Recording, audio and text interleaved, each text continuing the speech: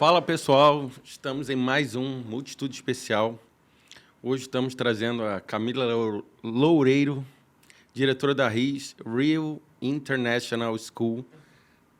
Seja bem-vinda. Ela vai falar um pouquinho da história da escola e um pouquinho da história dela e como ela entrou nesse mercado da educação. Seja bem-vinda.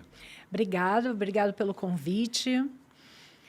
Então, a escola tem 25 anos, ela fica na Barra, e é uma escola internacional cristã.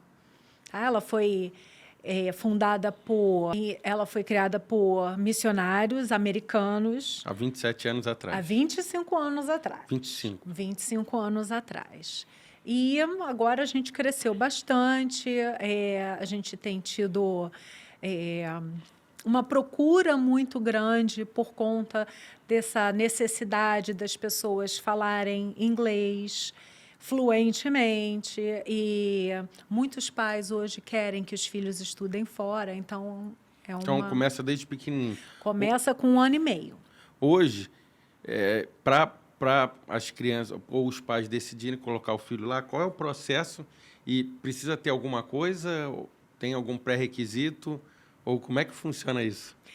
Então, para os pequenos não tem pré-requisito, tá, Cássio? Assim, qualquer criança pode entrar numa escola internacional. O que a gente faz é avaliar, a partir de um certo grau momento, ou nível, né? De uma certa série. Exatamente, de uma certa idade, se essa criança vai conseguir acompanhar o ritmo da escola.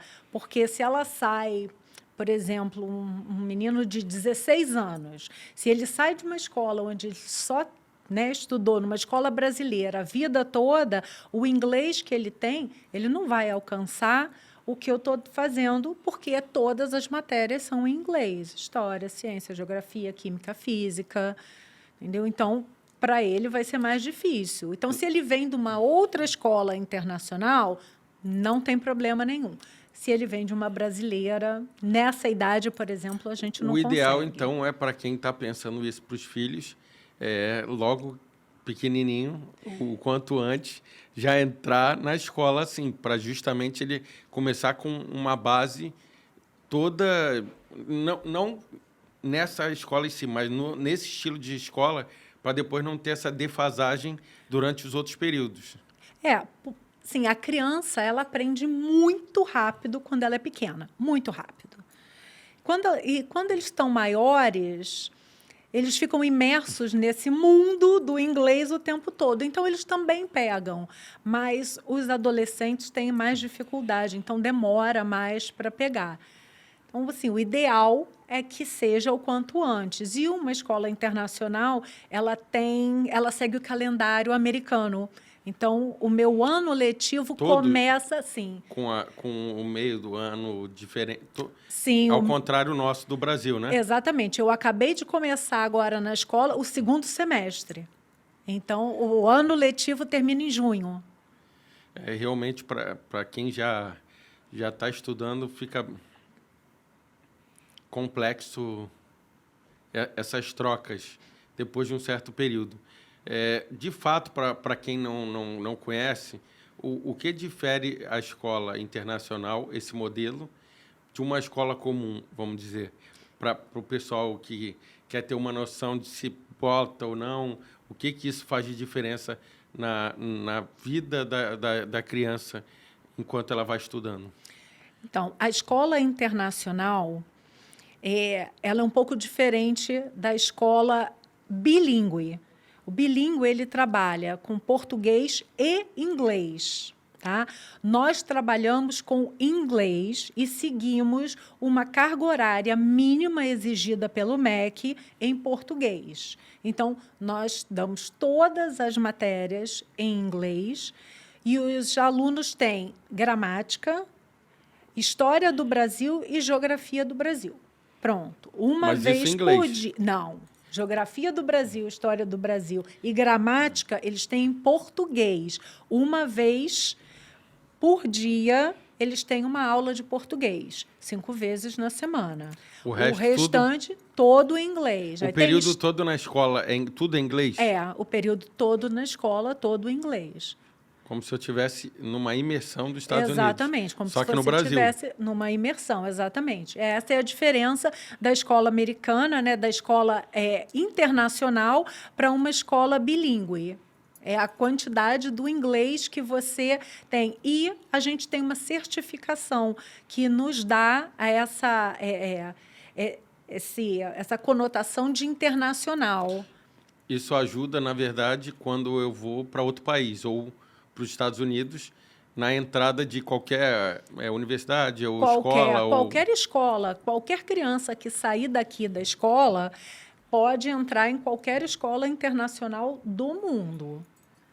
Entendeu? Então, assim, ele vai para uma escola internacional. Então, não tem problema nenhum. E essas cargas horárias de matéria e tal, elas são puxadas, que nem você falou, você pega algumas coisas que são específicas nossas do Brasil, Sim. mas o resto ela é como se eu estivesse estudando no mundo, né? Isso. É um padrão que tem no mundo. Você vai trabalhar, exatamente, você vai trabalhar história geral, geografia geral, não tem nada como a gente faz aqui no Brasil, que é muito específico, né? Que é a história do Brasil.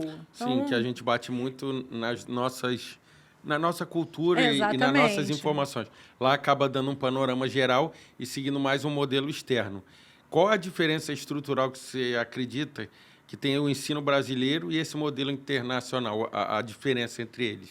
Eu gosto muito do modelo internacional porque a criança, né, o adolescente, enfim, ele aprende de uma forma mais divertida, ele aprende numa forma mais lúdica e com muitos projetos, muitas apresentações que tiram um pouco daquela coisa da escola brasileira, que é quadro, né? Lá tem escreve muito e tal. coisa de fazer, né? A gente faz muito. Especialmente até o 5º ano, eles trabalham muito com o fazer. Então, o vivenciar aquilo. Então, eu acho que essa é uma grande diferença. A gente, assim, a escola brasileira, ela trabalha muito com data, né? Você tem que lembrar das datas. A gente começa com entendimento e depois fica na decorar, porque exatamente. é muito conteúdo, às vezes, até que a gente não vai usar tanto depois. Exatamente. Então, assim, a escola internacional, ela foca numa coisa que o que você vai fazer com aquilo? Como você vai utilizar aquilo? Então, é mais, né, vamos fazer, vamos botar a mão na massa e entender como isso vai funcionar daqui para frente. O que você vai utilizar? Para que você vai fazer isso? Entendeu? Qual é a função disso na tua vida depois? Então, eu acho que essa é uma grande diferença e é uma coisa que eu gosto muito, especialmente para alunos que têm algum déficit de atenção, tal, é muito bom. Como é que é a parte de esporte? Esporte Porque assim, a gente vê que fora do Brasil tem uma força muito grande, os esportes, tanto nas faculdades, nas escolas e tal. E aí, nesse ponto, como é que funciona lá esse outro lado? Então, a gente dá todo o apoio para o nosso aluno esportista, tá? A gente tem muitos alunos que fazem futebol profissional, que vão para as escolas ali, então, Flamengo... Vasco, Botafogo, Fluminense, todos vários. E a gente faz um trabalho especial com esses alunos, porque muitos desses alunos, eles não conseguem frequentar a escola, nem a escola brasileira, né? Então, a gente faz um trabalho todo especializado, todo diferenciado para esses alunos que fazem esporte. E o esporte, para eles, é muito importante, porque lá fora tem muita bolsa por esporte. Muita bolsa por esporte. Por isso que eu perguntei, porque... você vê, principalmente nos Estados Unidos, as escolas, as sponsors. E aí, muita gente Claro que eles estudam e tal, mas eles têm uma cultura voltada para o esporte. Por esporte, exatamente. Tem todas umas regras para seguir. Mesmo você não indo tanto, você tem que ter notas, Sim. você tem que ter assiduidade, tudo isso. Então, exatamente. Então, a gente faz isso com eles. dá esse suporte para eles quando saírem, eles aplicarem e até, às vezes, ter parceiros, né? Vocês têm alguns parceiros que são... Temos. A gente tem parceiros e, assim, os professores, a gente tem o nosso professor de educação física, 2 professores de educação física, que eles têm esse olhar mais para os nossos alunos, de dar um apoio maior e...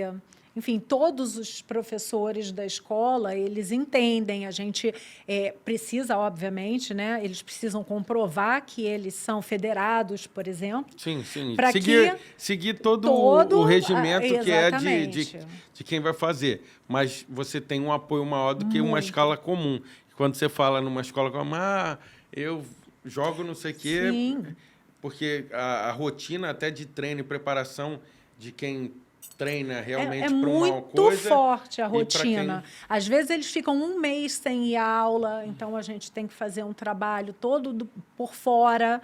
Depois, quando volta também, então tem uma rotina bem pesada. Quem tem essa rotina de esportista mesmo, que leva isso muito a sério, eles ficam muito cansados. Mas eu acho que vale a pena, porque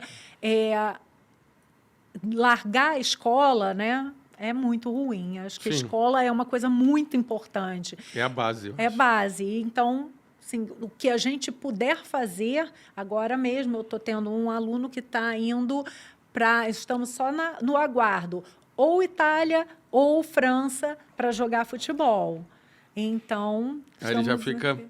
Agora, por que tantas famílias estão buscando esse modelo hoje, na sua opinião? Por que você acha que o pessoal... Por que cresceu tanto essa demanda e muita gente está procurando agora? Cássio, eu acho que a gente tem... Além do momento político, que eu acho que tem, mas Sim, eu acho que tem... momento político tem também, mas eu acho que não é só isso. Acho que as pessoas hoje estão vendo, fica muito claro que o inglês hoje já não é uma coisa...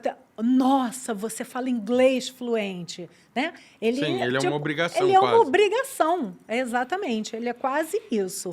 Então, a gente na escola dá o inglês, que é a língua principal da escola, mas a gente dá espanhol e francês.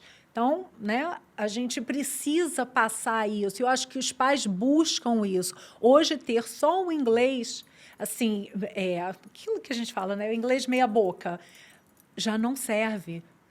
O currículo hoje precisa ter outras coisas, a gente precisa trabalhar outras coisas. E eu acho que esse é um outro incentivo que a Escola Internacional dá. Ele busca saber quem é aquela criança que está tentando entrar aqui na faculdade. O que ele faz? Porque aqui a gente trabalha muito com nota, vai para o Enem e tal. Lá eles não trabalham só com nota. Eles querem saber quem é o Cássio, o que ele faz, além de estudar. Ele tem... Você acha que ele parte trabalha um 360 no aluno, coisa que a escola comum ela quer dar o curso ou a matéria e quer que você vá embora. Exatamente. Lá você tem... Não seria isso, eu vou usar uma palavra que é da minha época, né?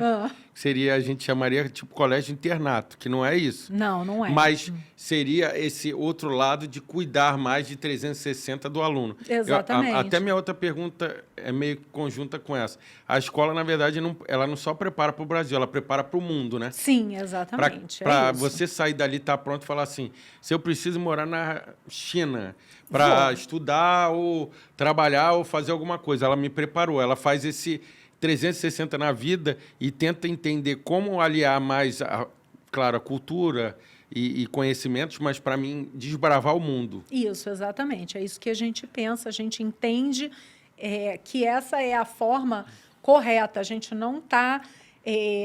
a gente está focando no crescimento pessoal dessas crianças. E, obviamente, nós somos uma escola cristã, então também trabalhamos com, né, todo esse lado da formação da pessoa. Entende? Então, para nós, fica muito claro hoje os pais que nos buscam como escola internacional, porque existem outras no Rio de Janeiro, sim, mas o que fica muito claro para nós hoje é que eles buscam a parte religiosa muito forte e não só para quem é cristão, né? Mas para quem não é também. Nós temos muitos pais que querem uma escola que seja mais... Na verdade, quer melhorar a base, para o filho ter uma base. Não que seja só cristã, mas de alguns ensinamentos, isso, desde mais novo, para poder criar o futuro melhor. Exatamente. Então, e a parte do inglês que não pode faltar, hoje não é mais um supérfluo. Diferencial. Não é mais um diferencial. Uma outra coisa, os alunos saem preparados para a universidade internacional. Quais, a gente falou, você tem algumas parcerias. Isso. E quais são elas, assim, e o que, além de falar quais são elas, o que você acha que muda um pouco essa visão vamos dizer, quase que um diferencial para essa escola que já prepara você para uma universidade, principalmente internacional americana? Porque, às vezes, eu cheguei a viver isso, que era estudar numa escola comum, e eu queria aplicar para fora. Eu desisti depois, porque eu fiquei um tempo morando lá e acabei não ficando, por causa de família e tal. Mãe, né? Mãe nunca quer que o filho vá embora. Então, a minha mãe não deixou eu ir. Eu brigo com o meu porque acho que ele tem que ir. Ele já disse que ele não vai. Então, eu queria ir na minha época. Se eu tivesse... Eu senti essa falta, porque eu tinha muito isso. A gente convivia com esse negócio de querer vivenciar aquilo que tem nos Estados Unidos, principalmente nos Estados Unidos, que a universidade é muito diferente daqui. Mas hoje, para quem está nessa dúvida, o que você diria que tem basicamente a diferença e o porquê? Às vezes, eu não posso não ter tido, vamos dizer assim, a família pode não ter tido condição ou começado com a criança, mas ela pode entrar, talvez em outra parte, em outra época, para ela se preparar para poder fazer essa transição. Que eu acredito que é mais fácil do que eu pegar do nada, sim, que era o que eu ia fazer, e eu entrar numa universidade americana, que dá muito mais trabalho, além de ter todos os outros poréns que tem, tanto de currículo, inglês e outras coisas. Então, a escola, a partir do 9º ano, eles começam a trabalhar com College and Career, que é toda uma preparação que a escola já faz para que, quando eles chegarem no 11º ano, eles já consigam visualizar aquilo que eles querem e para onde eles desejam ir. E aí, no 12º ano, eles começam a fazer os applications para as faculdades. Então, a escola vem nesse passo a passo com os alunos a partir dessa idade, para que, quando chegar agora, que eles vão se formar, eles já saibam. Então, o processo, ele não é no último ano. Sim. Ele é um processo mais longo. Por e isso a gente tem. Porque eu não vou lembrar, a gente, quando fazia isso, tinha os SAT. A gente faz o SAT na escola. Então, só que eu, como não tinha feito a preparação, eu tinha que fazer o SAT depois de terminar o meu 2º grau. Entendi. Para poder fazer. Ou então tinha o nível... Tem mais uns 2 provas que eu não lembro o nome. E aí eu teria que fazer. Lá, no caso, a diferença é que vamos dizer que se eu já começo a pensar em ir para lá, mesmo que eu não tenha começado, talvez eu deva pensar, tipo, no 9º ano, para fazer esses 3 anos, me preparando para uma faculdade americana ou internacional, se eu pensar. Porque lá você vai me preparar nas outras bases que tem.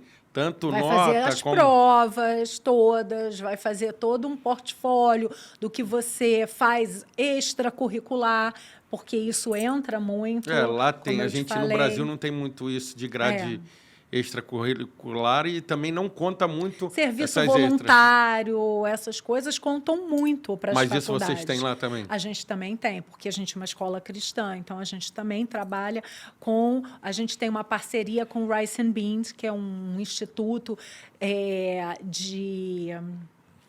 que ajuda, né? Ele é lá nas Filipinas, mas a gente tem aqui uma base no Onde Rio o pessoal de Janeiro. presta... E a gente faz campanhas e a gente leva, os alunos ajudam. Então, tem todo um trabalho que a gente já faz com os nossos alunos por fora, para eles poderem botar no portfólio deles. De grade extracurricular. De grade extracurricular. Agora, quanto às faculdades, a gente tem algumas faculdades que a gente já tem uma parceria com elas. Por exemplo, a Oral Roberts e a DBU são faculdades lá fora que assim, a gente já tem. Então, eles fazem também a gente pode fazer no último ano um pré desse momento. Então, eles trabalham durante o dia, fazem a escolaridade normal, mas eles podem puxar algumas matérias dessas faculdades já para começar a fazer antes de acabar. Mas aí aonde... Eles fazem depois do horário. Não, mas lá na escola de vocês mesmo? Lá na escola mesmo. A gente já tem essa parceria com essas faculdades e eles fazem isso. Ou então, eles saem daqui e já vão e seguem para uma dessas faculdades.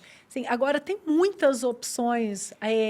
A Faculdade de Nova York, ela estava dando bolsa 100% o ano passado para quem quisesse ir para Emirados Árabes. Era a Faculdade de Nova York estava dando? Exatamente. A Faculdade de Nova York lá nos Emirados, para quem quisesse ir. Então, era assim, alimentação dentro da bolsa, a moradia dentro da bolsa e uma passagem para voltar, para ver os pais.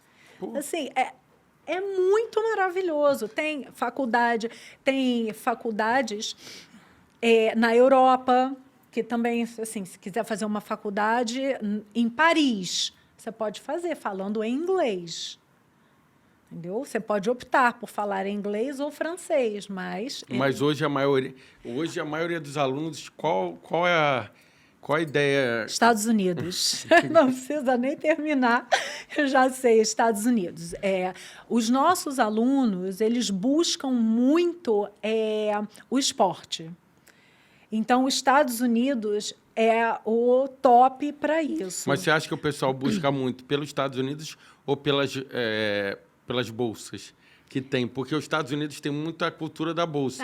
Não é todo país que tem isso, né? Não. E a Europa tem mais bolsa acadêmica. Então, o aluno tem que ser um aluno top. Exatamente. Top para poder passar nessas bolsas acadêmicas. Eles têm que tirar uma nota muito boa, muito alta. Agora, os Estados Unidos, eles trabalham muito mais com essa coisa do esporte. Então, eu acho que E eles têm vários tipos de bolsa também. Porque eles fazem isso desde que o mundo é mundo. Exatamente. Para a área deles. Então, eles já introduziram isso até no mundo, além da... Então, assim, a gente lá na escola faz uma feira de faculdades. Então, eles vêm, as faculdades vêm, montam um stand, é aberto, obviamente, para o público, não são só para os nossos alunos, e eles vão passando de stand em stand, vendo como é que é a faculdade, o que ela proporciona, como é que eles podem fazer o application, como é que eles podem, o que precisa para incluir uma bolsa nisso. Então, a gente faz essas feiras, antigamente, elas tinham grande no Rio todo. Eu nunca mais vi. Continua tendo. Continua tendo? Uhum. Eles têm fora e também na escola? Tem fora e também na escola. Porque antigamente tinha no Rio Centro. Tem, continua tendo. Rio Centro, tem muito em hotéis. Isso, tinha no Intercontinental e no Sheraton. Tem em Copacabana também, tem bastante. Mas a gente também faz aqui na escola, que eu acho que é uma coisa boa até para os pais poderem ir, para eles poderem ver também. Na hora de escolher a faculdade, quem influencia mais, os pais ou os filhos? Eu acho que os filhos influenciam mais. O negócio é quando chega a hora de botar a mão no bolso. Aí os pais já vão cortando. Essa não, essa não, essa não. Hoje em dia, ainda assim, essa parte de valores e vamos dizer, instituições conta muito para você escolher? Assim, muitos pais vão lá falando assim, eu quero, tipo, Harvard, coisas nesse sentido, ou o pessoal já pegou assim, estudar nos Estados Unidos já faz uma diferença grande, então eu não preciso ir para uma escola uma faculdade lá. Tem muito esse pensamento, mas tem muitos pais e muitas famílias que estão focadas nessas universidades top, que o foco sempre foi esse e é para lá que eles querem ir. Eles nem fazem application para outras que não sejam as tops. Mas tem as famílias... As tops para a gente são as mesmas tops para eles? São sim.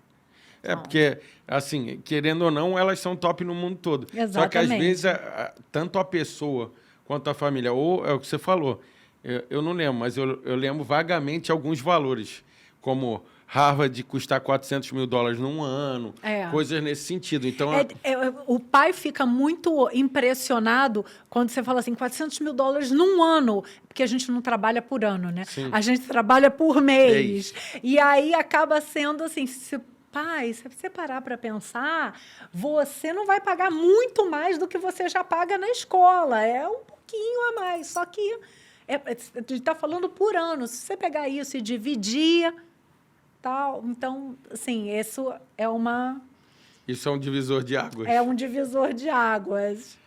Porque a gente aqui paga muito separado e tal. Tudo bem que lá também tem esses financiamentos que aqui começou muito depois. Sim. Então, lá o pessoal consegue diluir bastante se fizer tudo dentro do caminho. Então, acaba que faz muita diferença. Agora, a fluência em inglês, você acha que muda realmente o cérebro da criança quando começa mais nova? E isso acaba mudando, você acha... durante o processo da escola? Você acha que isso, além de ter o inglês, isso muda na formação? Acho que muda. É incrível esse desenvolvimento. Eu acho, assim, como eu te falei, quanto mais cedo entrar, melhor. Sim, porque é meio que por osmose, né? Mas assim, a criança está inserida naquele ambiente e ouvir tudo em inglês. Eles pegam criança, eles não têm vergonha, né? O adulto tem vergonha de falar errado e o adolescente começa a achar que é mico, aquelas coisas, falar errado, então ele fica sempre mais tímido. Mas as crianças... eles não querem saber, eles saem falando mesmo. E fala errado, mas fala. E daqui a pouco eles estão falando certo, eles estão indo. E, assim, os pais se surpreendem. É lindo. Com relação a essa parte de educação cristã e tal, eu queria perguntar, como vocês equilibram a fé cristã e o ensino internacional? Como é que... Então, nós somos uma escola cristã, mas a gente não segue nenhuma... nós não somos uma escola de uma igreja. Sim. Tá? Então, o que a gente faz são os ensinamentos. A gente trabalha com a Bíblia e a gente trabalha os ensinamentos da Bíblia com os alunos. Então, como eu te falei, nós temos alunos que não são cristãos, né? E, assim... eles trabalham muito bem. A gente tem as aulas e nós temos o culto para eles. Toda semana tem um culto para cada turma, né? Para cada nível diferente, eles têm o culto. E, assim, muito disso é o dia a dia, né? O que a gente usa da Bíblia no dia a dia? Porque você pode pegar tudo na Bíblia. Sim. Tem alguma coisa que encaixa naquele momento, naquele dia, naquela situação. E eu entendo que isso seja o melhor. Você trabalha a Bíblia dando para eles um exemplo do que está passando naquele momento, no dia a dia deles, na vida deles. Então, você bota aquilo muito no concreto para eles. Você acha que a espiritualidade influencia a formação emocional das crianças? Acho. Eu acho que a espiritualidade influencia, sim. Eu acho que hoje a gente tem crianças, famílias, no geral, muito desestruturadas. Então, eu acho É que... porque não teve base, né? É o que É, você está falando. Eu acho que, às vezes, que nem você deu exemplo, tem muita pai e mãe que não teve base, e aí ele vai buscar na escola que tem uma a base dessa base. de ensinamento para, na próxima geração da família dele, não Isso. estar tão desestabilizada quando chega numa certa idade. Exatamente. Então, por isso que a gente acaba perguntando muito desse outro lado, que a pessoa só tem noção quem tem. Quem não tem, não consegue. É meio que difícil de explicar isso, né? Sim, eu acho que assim, vivenciar a parte cristã é muito bom para as crianças. E muitas vezes as pessoas têm um preconceito com essa coisa cristã, porque vai, né? Não sei, Não, eu acho que o mas pessoal... Vamos lá, eu vou falar um pouquinho, porque eu estudei escola de freira. eu também estudei. Então, assim, não é que... É que a gente criou alguns paradigmas Exatamente. hoje que quando você está lá, você tem que ser obrigado a, vamos dizer, eu ter uma religião lá. E, na verdade, não é isso. Não. Ele tem alguns ensinamentos com embasamento em algumas coisas que a gente faz. Sim. Você vai seguir, vamos dizer, algumas coisas, mas não quer dizer, é o que você falou, tem gente de tudo que é religião. Sempre tem em Exatamente. todas as escolas. Só que aquilo ali, ele te dá uma base para você pensar. E quem está de fora, como ele fica assim, será que você reza todo dia? Será que você faz aquilo ali todo dia? Não. Na verdade, é que os ensinamentos vêm com diretriz. E isso vai permeando na nossa vida para o futuro, que você vai ter um outro tipo de pensamento. Sim. Então, só que quem não vivenciou isso está olhando de fora e fica assim, pô, será que é isso ou não? É o que eu falei, acaba que quem não vivenciou isso quando começou, ele tem uma visão meio que distorcida do que acontece lá dentro. Exatamente, a gente não está lá para bitolar ninguém, não é essa a ideia.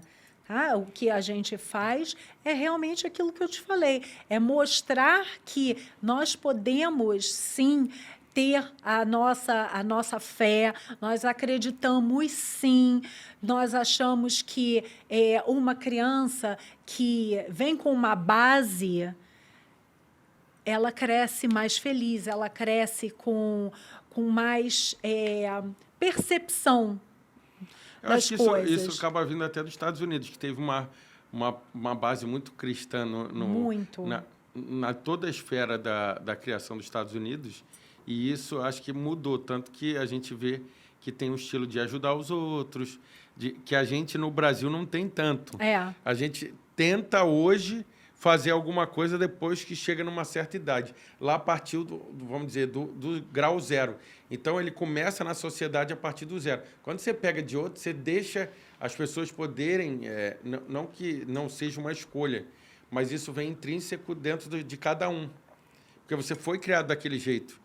E quando você não é criado daquele jeito, você começa a se perguntar algumas coisas e você vai cambando para alguns lados que eu acredito que muitas pessoas ficam perdidas, até achar um propósito, até Sim. achar um direcionamento, até... Então, e eu acho muitas vezes esse direcionamento vem através das crianças, tá? Porque as crianças estão na escola, as crianças começam a ver... Você acha que eles ajudam eles, muitas os vezes, pais a ser direcionados? Sim, muitas vezes nós vemos na escola isso assim, mas demais. Pais que nunca iam à igreja, que não acreditavam, sendo transformados pelos filhos. E isso é muito incrível. Você acha que, a gente já falou isso, a educação, ela não só forma profissionais, mas você acha que ela também forma seres humanos? Você acha que isso, com essa base que vocês têm, vocês ajudam nesse sentido também? Sim. Com certeza. Eu não quero formar um advogado, eu quero formar um um ser humano, uma pessoa, um cidadão do mundo, né? Que ele esteja preparado para enfrentar tudo que ele tem que enfrentar, mas que ele seja um advogado excelente, mas uma pessoa, principalmente, né? Que eu acho que está faltando muito isso no nosso dia a dia. Pessoas que pensem um pouco no todo e não só em si mesmos. Eu acho que é o que a gente pensa na escola e o que a gente quer é que os nossos alunos sejam isso, sejam um diferencial no mundo. O que você acredita que define um líder no século XXI?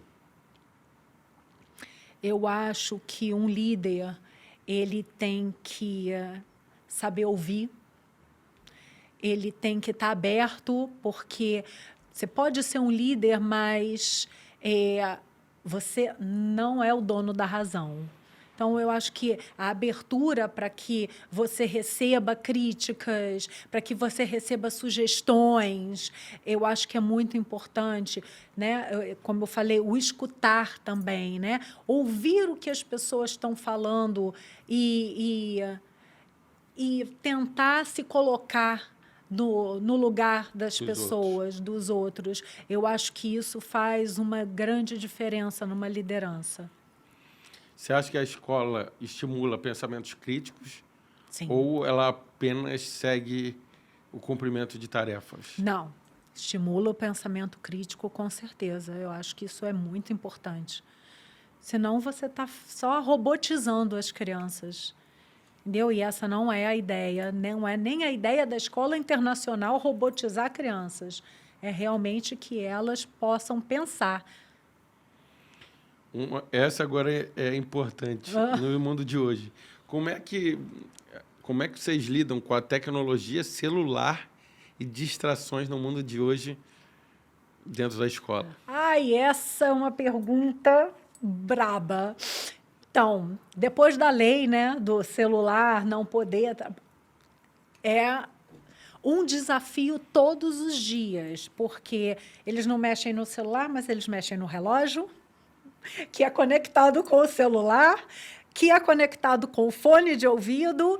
Então, assim, são muitas coisas que o professor tem que estar ligado o tempo todo.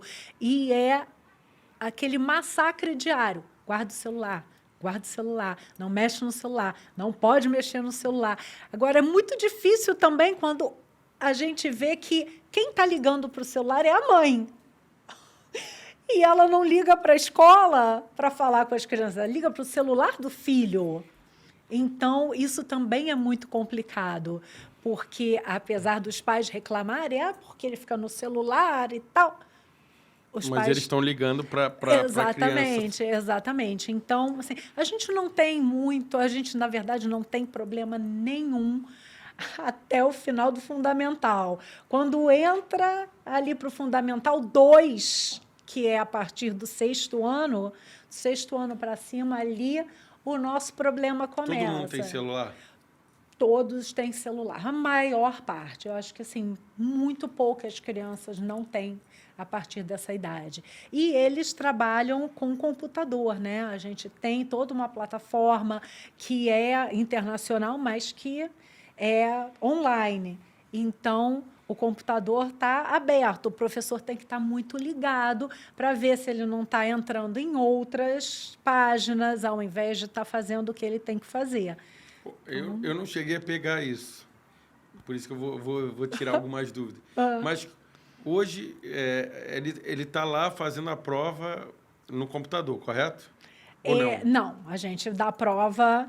Tem alguns testes que a gente pode fazer no computador, mas a gente prefere, eu acredito mais no papel. Como é que funciona esse controle dos celulares para cola? Então, ou esse tipo de informação. Eu não vivi isso, então eu estou meio alien. Eu ainda vejo, às vezes, o pessoal falando de receber informação e tal. Eu não consigo entender um pouco, principalmente é porque uma coisa é eu fazer um MBA e tal, outra coisa você já está num outro nível de pensamento. O professor vai te dar a responsabilidade e é você que sabe. Você que está afetando seu futuro. Você já está grande o suficiente para saber disso. Não tem ninguém fazendo um MBA que vai precisar de um professor vigiando. Sim. Isso é uma coisa.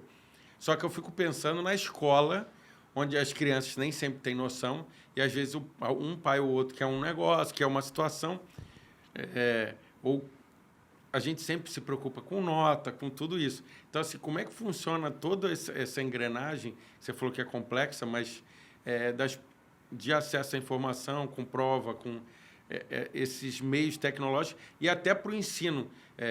Que nem você falou, e a gente falou um pouquinho, o pessoal hoje tem TDAH, tem todos esses nuances na hora do aprendizado. Então, a cola, ela existe do nosso tempo lá atrás. Não, ela sempre vai existir. Hoje, exatamente. Sempre vai existir. Ela sempre vai existir. Só que eu, por exemplo, antigamente, vamos lá, vamos a gente imaginar, fazia cola de papelzinho, você tinha que chegar né? E você tinha que buscar alguma informação para ter. Hoje eu estou na internet, vamos dizer, se eu tenho acesso, ou num celular, eu boto assim, o que Pedro Álvares Cabral fez? Ele vem e responde. Exatamente. Qual é a data tal? Pum, ele vem e responde. Eu tinha que, até para colar, se a pessoa quisesse colar, ela tinha que estudar, porque ela tinha que pegar a resposta, copiar e colocar lá. Vai dar aqui ou não. Tinha que fazer todo aquele, né? Quando você acabava de fazer a cola, você já tinha estudado. Tinha um processo. Nossa. Hoje, não. E hoje, tudo, querendo ou não, tem internet, tem acesso. E eu também acho que tem essas coisas de atrapalhar também. Porque, querendo ou não, o que você está falando. Eu estou aqui, estou tendo uma aula. Se alguém liga, pronto, você travou. Você imagina, eu nem consigo imaginar. Mas você está aqui, 30 pessoas, ligou para um atendeu. Mas ele atendeu não sei quem. Então, eu posso atender. Depois dessa lei, melhorou muito, muito. Assim, não tenha dúvida. A gente, como escola, tem muito menos problema do que a gente tinha antes. Hoje, as crianças realmente conseguem não mexer no celular dentro da sala de aula. Agora, entre o intervalo de uma aula e outra... Se a gente não está ligado nos corredores, se Mas os tem inspetores... alguma definição de, nesse intervalo, tem que ser controlado? Não. O que eles têm é uma ordem. Dentro da escola, não pode celular.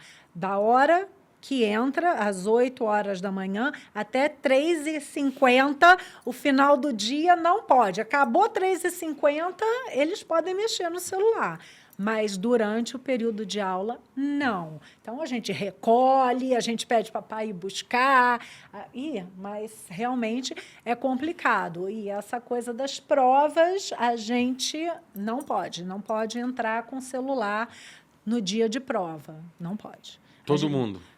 Todo mundo, do 6º até o 12º. É tipo igual eu sou revistado num show, é isso? É exatamente isso, não pode. Tipo o Enem da vida. É exatamente isso aí. E a gente faz uma mistura, assim, a gente bota várias crianças de várias turmas diferentes dentro da sala para que eles não possam nem, né? Assim, ali com você não tem ninguém da tua turma. Entendi. Vocês trocam para o pessoal não poder... A gente troca, a gente faz um mexido ali. Porque tem muito caso? Tem, claro. Isso nunca mudou. Isso eu acho que nem vai mudar na vida. Eu acho que... Mas tem. É que antigamente não pegava-se tanto. Não, hoje a gente também... Só que eles hoje são muito espertos, né? Queria ter sido esperto assim. Mas, assim, eles tentam de todas as formas, né? Mas com essa coisa de não poder levar o celular, a gente não deixa nem o relógio. Porque... O relógio digital também não pode? Não, o relógio digital também não pode. Tudo bem, aí você falou fone. Se eu não levo o celular e nem o relógio, eu levo o fone para quê? Não, nem leva, nem pode também. O fone não pode. Porque, normalmente, eles atendem o celular aqui, né? No fone. Hoje tudo é fácil. Não, eu estou perguntando porque eu fico imaginando o pessoal chegando lá e você, não, isso aqui fica, isso aqui faz isso. Guarda o fone, guarda o relógio, guarda o celular, não mexe em nada, tira daí. E é um desafio todos os dias. Mas melhorou muito, não posso nem reclamar. Nos últimos anos melhorou, então. Não, nossa, muito. Lá na escola, pelo menos, tem sido muito melhor. Uma pergunta que tem a ver um pouquinho. Como é que você vê a inteligência artificial entrando? O que você acha que ela muda nessa parte educacional? Ela atrapalha ou melhora? E o que você vê que os alunos podem extrair o melhor disso para eles em termos de educação? Eu acho que a inteligência artificial veio para fazer uma mudança radical, né? Até na educação. E, sim, eu acho que ela tem muitas vantagens, são muitas coisas boas que essa tecnologia pode trazer para a educação. Entendeu? Até como ajudar os alunos com mais dificuldades, né? Porém, eu acho que os alunos não estão sabendo usar essa tecnologia, porque eles entendem, eu acho que hoje eles entendem que eles podem usar aquilo para não pensar. Então, a tecnologia veio para ajudar a não pensar, para ter a resposta pronta. Entende? Então, eu acho que isso é uma desvantagem, porque eles não querem escrever, eles não querem pesquisar, eles não querem, né? Eu acho que... Mas essa aqui, por exemplo, eu te perguntei, se vocês como escola fazem o pessoal fazer a prova sem nada. Sim. E eu vivo discutindo isso na profissão, porque hoje uma coisa é você pegar a pessoa sem nada, se chegar ela e falar assim, explica isso aí. Ela tem que saber. Sim. E com a inteligência, todo mundo responde. Então, como é que fica esse hiato nisso? E como é que vocês veem, vocês pensam lá na escola, como é que vocês veem a inteligência ajudando vocês com os alunos? Tem alguma coisa de repente, mais para frente, vocês pensarem em dar um suporte para o aluno, usar isso mais para estudo, para outras coisas? Porque eu falo muito isso. Todo mundo responde com a inteligência artificial, mas Sim. Tira a internet da pessoa, eu quero ver ela responder. Tu botar aqui, ó, pega agora e manda fazer assim, ó, faz agora para mim. Que nem você falou, na prova, se eu não tenho nada, tô eu lá sozinho, eu tenho que saber, não adianta eu ter inteligência todo dia comigo. Exatamente. Ter todas Você não vai saber. Você eu... vai chegar na prova, você não vai fazer, porque você tá se baseando naquilo ali, naquela ajuda, e você não tem, no momento da prova, você não vai ter. É o você com você mesmo. Então, como que você vai fazer uma prova de matemática se você não calcular? Entendeu? Por mais que seja múltipla escolha, você tem que chegar na resposta, você tem que escrever, você tem que calcular. Então, eu acho que... Mas, assim, hoje, essa inteligência artificial, ela dá para a gente assim, uma gama de opções de trabalhar com salas virtuais, salas de aula virtual, que é uma coisa que a gente já tem pensado muito em fazer na escola já há algum tempo. E, assim, a ajuda de tutores, né, virtuais, isso é ótimo para as crianças, especialmente para aquelas que têm uma dificuldade maior de foco, de entender uma matéria. Então, assim, esses tutores da inteligência artificial, eles explicam a matemática. Então, você pode pedir, explica essa matemática de forma que seja para uma criança de 10 anos. Eu tenho 16. Mas ele vai te dar uma explicação toda fácil, toda, né, de uma forma muito específica para que você entenda aquilo. No caso, isso vocês têm lá ou isso vocês fazem uma sugestão? Isso a gente faz. No momento, a gente está fazendo uma sugestão. Tá? Mas a gente já está buscando como fazer isso dentro da escola. Que eu acho que é o próximo passo do ensino mesmo. Hoje, essa parte de tutores, vocês têm lá fora, como tutor normal. Mas a ideia é, de repente, com o tempo, a gente tem na escola também, a gente tem Sim, então, tutores... como tem lá fora, é porque no Brasil não tem muito muito isso de ter tutor. Nos Estados Unidos e na cultura lá eles têm. Então, por isso que eu fiz essa pergunta. Sim. Então, existe um pensamento já para acoplar algumas coisas de inteligência dentro da esfera da escola. Existe sim. E eu acho que é o próximo passo da educação mesmo, é essa inteligência artificial e como a gente vai trabalhar com essa inteligência artificial de forma mais... né, de forma que venha a ajudar e não a atrapalhar o crescimento dos alunos. Falando agora um pouco de mercado, pais e decisão estratégica, quem procura uma escola internacional hoje? Qual o tipo de pai e filho, assim, mais ou menos? É o filho esportista e o pai... Não é. Como é que é? Eu vejo muito que hoje quem procura uma escola internacional são aqueles pais que pretendem que o filho saia do Brasil, tá? Basicamente são esses. Obviamente a vida muda, né? As coisas mudam. É um planejamento. Exatamente. Mas a ideia focal, assim, o principal é que os filhos estudem fora do país. Aí isso é um investimento, correto? Exatamente, a gente coloca isso como um investimento, porque são escolas caras, né? Eles ficam o dia todo, então, sim, E como os pais devem escolher a escola ideal? Principalmente no aspecto da escola internacional. Quais são os pontos que você acha que tem que pesar e como se escolhe uma escola internacional? Porque, diferente de outras, você tem um foco totalmente diferenciado. Então, você tem que escalonar, deve ter algumas características, algumas coisas. Como que você colocaria isso? Eu acho que a primeira coisa que eu sempre falo, como educadora, é que a escola... ela tem que ser vista para a criança. Ela não pode ser uma decisão do pai.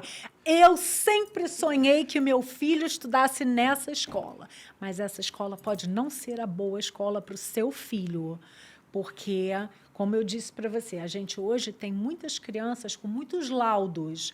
Uma escola internacional pode não ser a escola para o seu filho, porque o inglês ele vem primeiro, né? Ele é alfabetizado em inglês primeiro, depois ele passa essa alfabetização direto para o português. Então, né, tem uma dificuldade para quem tem filhos com alguns laudos, não vai bem. E aí, muitas vezes, aquele pai não quer aceitar aquilo. O pai quer, assim, o sonho dele é esse. Que a criança estude lá. Que a criança estude. Então, eu boto primeira coisa, a escola tem que ser boa para aquela criança. Você tem que pensar que o seu filho, você tem 2. Um pode ser perfeito aquela escola, para o outro pode não ser. Então, eu acho que essa é uma coisa muito importante, é uma visão muito importante para o pai. Eu acho que a segunda coisa muito importante até é engraçado falar isso, porque...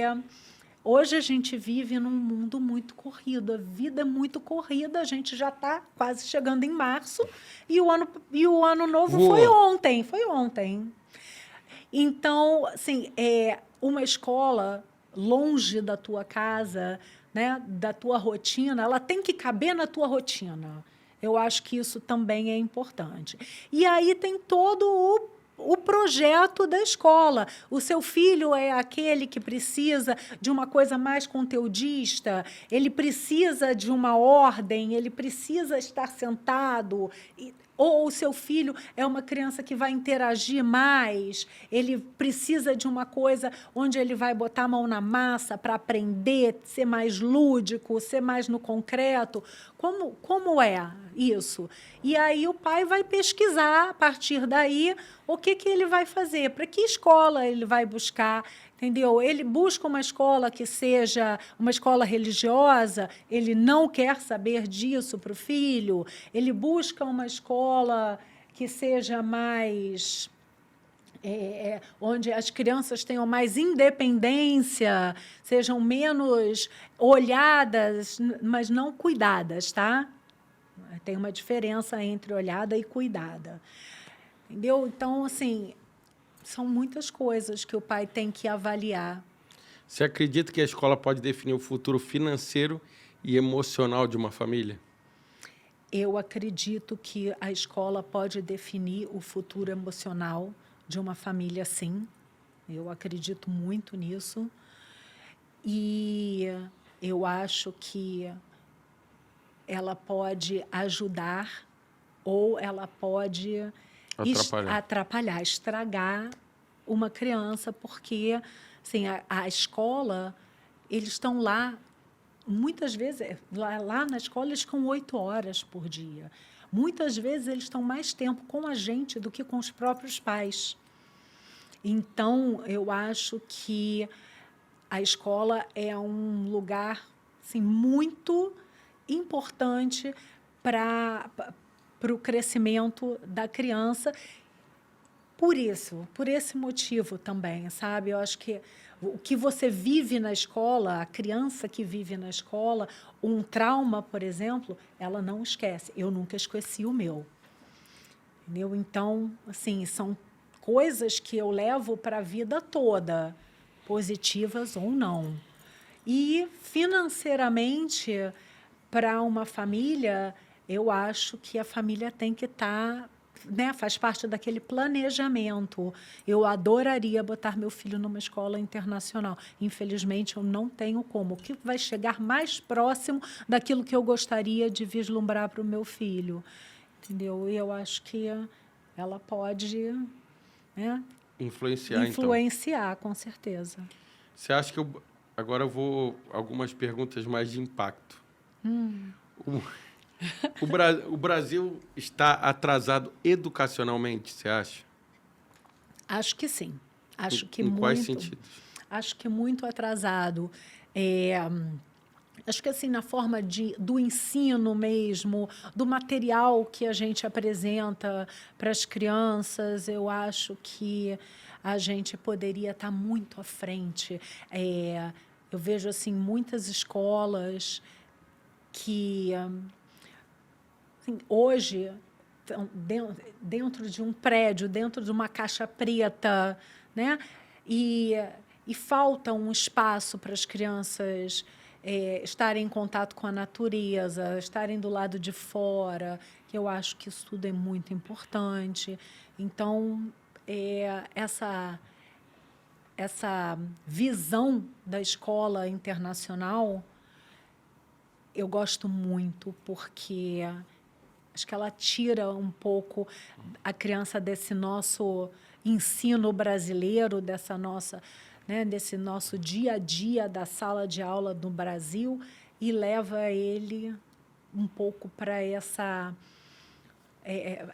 diversidade, que eu acho que é o que a gente precisa. Eu acho que a gente não precisa decorar. Eu acho que a gente precisa vivenciar, saber o que acontece, por que acontece, entendeu? Mas sem decorar. Essa é mais polêmica. Eu acho que não vai acabar, mas eu vou perguntar. A escola tradicional vai acabar?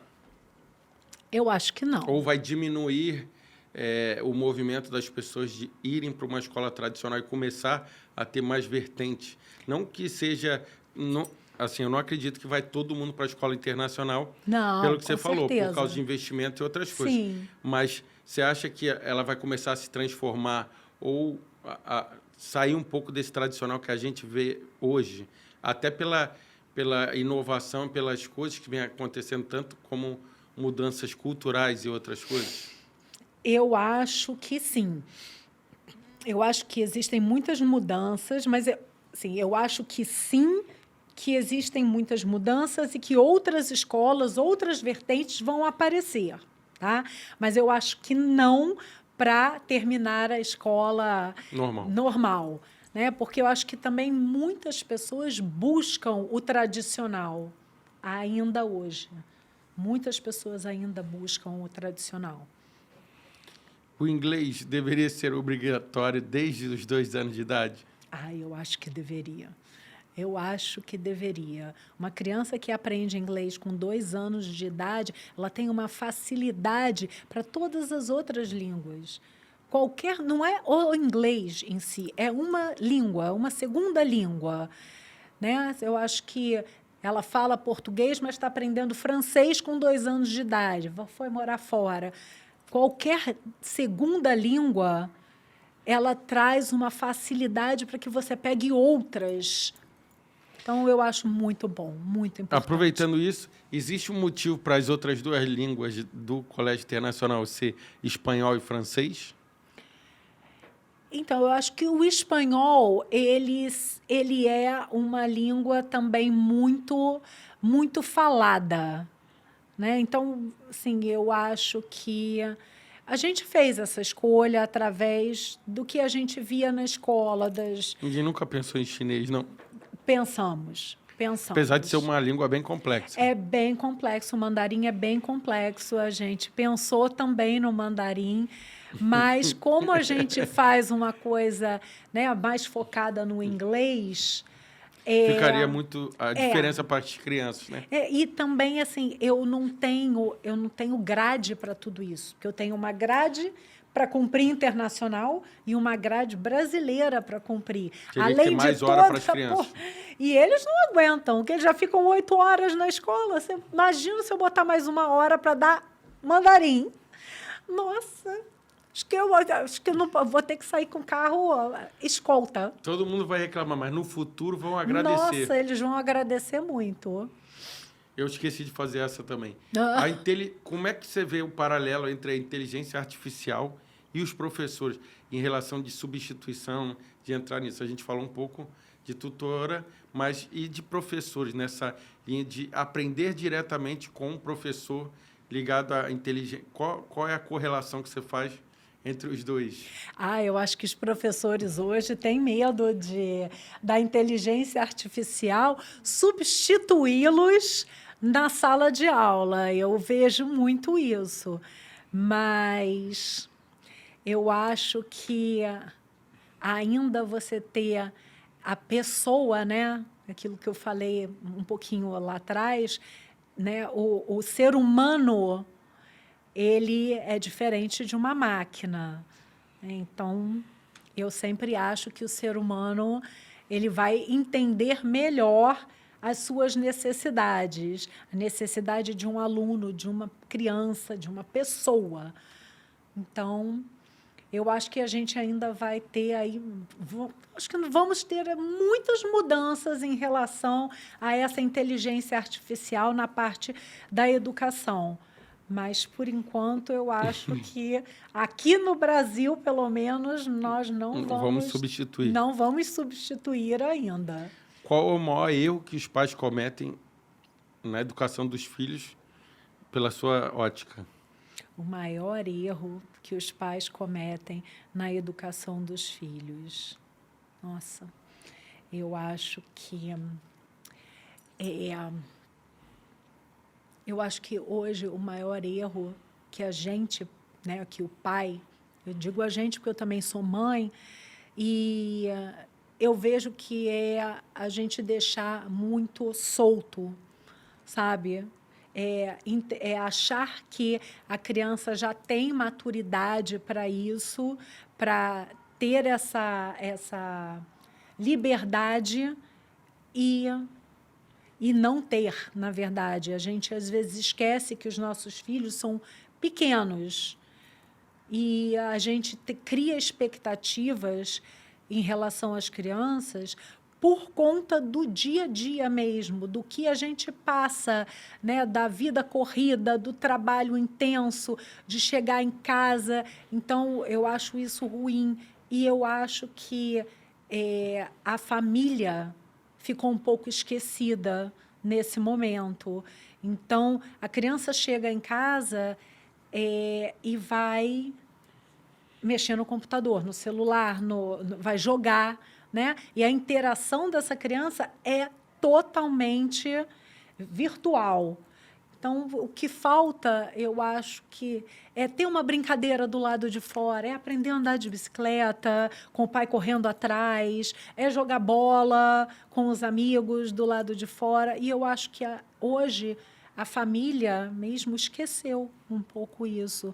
As brincadeiras mais antigas. Você acha que pela rotina de todo mundo? Eu acho que pela rotina dos pais, eles esqueceram que essas coisas são muito importantes. Essas coisas são a base, né, de uma criança saudável, de uma criança estruturada. Não estou falando que o pai tem que estar casado com a mãe, mas eu acho que a criança tem que chegar em casa e ter um momento com os pais, sentar para jantar junto, né? Fazer um programa juntos. E eu acho que isso ficou muito esquecido. Então, para mim, esse é um grande erro que as famílias cometem hoje, que é esquecer. E, assim, quando eu vejo uma família que faz isso, eu vejo uma estrutura diferente. Eu acabei lembrando aqui, a gente não falou um pouco disso, mas a gente... para essa parte do inglês, você acha que... Como é que funciona a parte de leitura e livros lá para os alunos? Isso ajuda a melhorar alguma coisa em termos de vocabulário, essas coisas? A leitura, vocês estimulam a ler inglês ou vice-versa em português, porque estão no dia a dia. Como é que funciona isso? Sim, a gente estimula eles a lerem. A gente tem um mês só focado na parte de leitura, que é I Love to Read Month. Então, assim, é um mês só para aquilo. Então, a gente tenta trazer isso, porque hoje as crianças não querem ler, a gente tem muita dificuldade.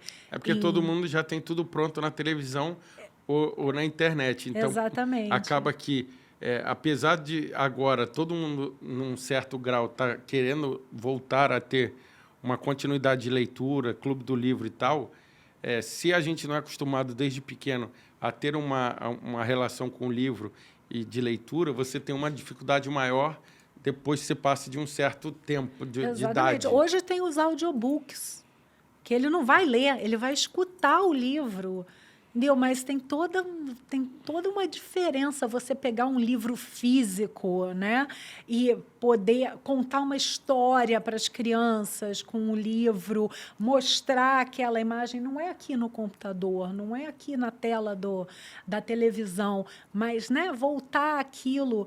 E o livro, ele é uma delícia. A leitura é uma delícia. Eu acho que o que falta hoje é a criança achar o que ela gosta de ler.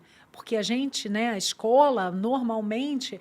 Eu me lembro, quando eu era aluna, que a escola botava uns livros que eu falava, Senhor, tenha misericórdia. Não, Dom Casmurro, Oxe, O Nome da Deus. Rosa. Não, eu li todos esses livros. Mas, realmente, hoje, eu não consigo ver eu pegar uma criança de certa idade e colocar para ela ler um livro desse. Exatamente. Ela não vai ler. Não, ela não... Tudo bem que hoje também tem uma diferença. Antigamente você não tinha essa diversidade de acesso de livro. Sim. Você tinha alguns livros na escola para começar.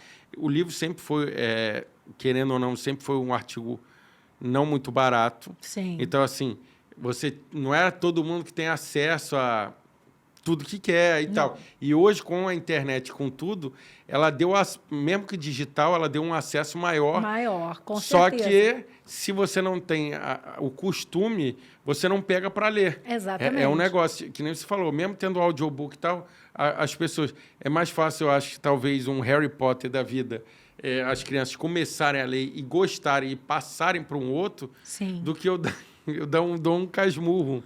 Exatamente. Ou O Nome da Rosa, é o que eu lembro aqui. Mas são livros Pequeno Príncipe, tem alguns aí que eu eram clássicos, assim, né, da escola. Aí você ficava assim, não, mas só que te cobrava, você tinha que ler e ainda tinha uma prova relacionada a isso. Então não dava para você, li, tá bom, e aí? Exatamente. Você tinha que ainda saber o conteúdo de uma leitura muito densa, assim, principalmente para a idade que se tinha na época. Exatamente. Então, é maçante, né?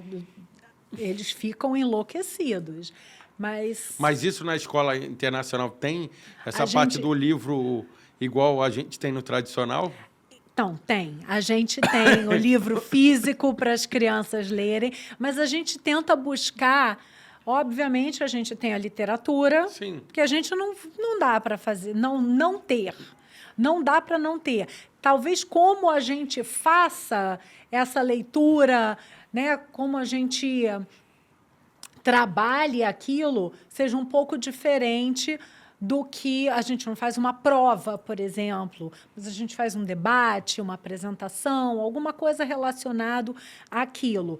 Agora, a gente tem que incentivar as crianças a lerem, né? Mesmo que não seja o livro físico, que seja o livro online, mas eles precisam ler. Eles estão aprendendo a ler, aprendendo a escrever ou aprendendo uma segunda língua onde eles têm que ler. Quanto mais eles lerem, mais eles aprendem, melhor fica o vocabulário, né? O escrever. Então, eu acho que não tem como fugir disso, desse incentivo à leitura. A gente está chegando no final. Eu vou fazer um fechamento aqui. Se você pudesse dar um conselho para pais que estão escolhendo a escola dos filhos agora, qual seria? Eu diria que eles têm que procurar um lugar onde eles sintam que os filhos estão sendo cuidados, que existe uma humanização nesse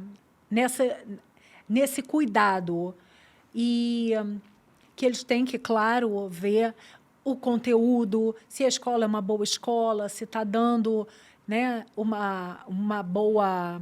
um bom ensino, se as crianças passam na faculdade e pesquisar um pouco sobre o resultado dessa escola, né? Mas, assim, eu diria que tem que ser uma segunda casa, uma família.